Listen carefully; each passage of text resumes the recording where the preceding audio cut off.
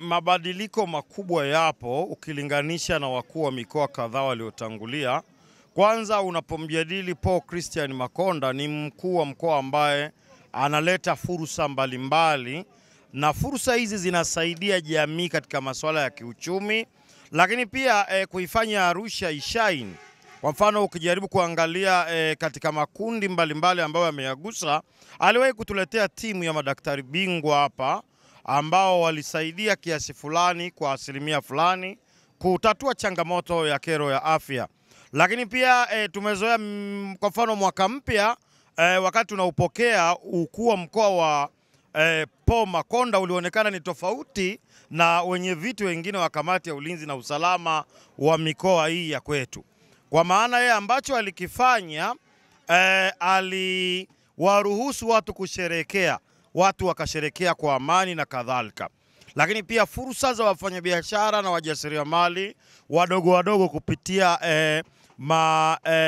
tamasha mbalimbali ambayo yamekuwa yakifanyika katika mkoa wa Arusha yamekuwa ni moja ya kivutio ambacho kinapelekea Arusha kufuatiliwa.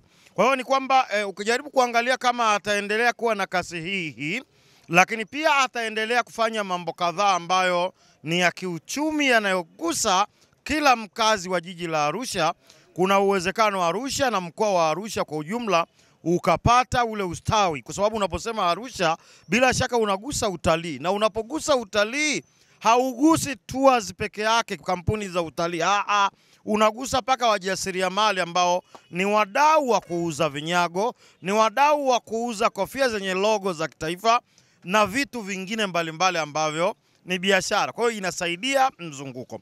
Ambacho tu ningependa kumshauri mkuu wa mkoa wa Arusha, ndugu Paul Christian Makonda, asife moyo. Anapoibuka mtu mchapakazi, jasiri, mwenye hari na mwenye dhamira ya dhati, lazima kuna changamoto mbalimbali kama za kukejiliwa, kukashfiwa na kadhalika. Lakini hizi changamoto ni moja ya sababu ambazo naamini zinaweza zikamuimarisha zaidi na zikamfanya awe mchapakazi zaidi. Lakini kwa ujumla unapojadili taswira na muonekano wa jiji la Arusha katika fursa, huyu bwana kwa kweli anaupiga mwingi.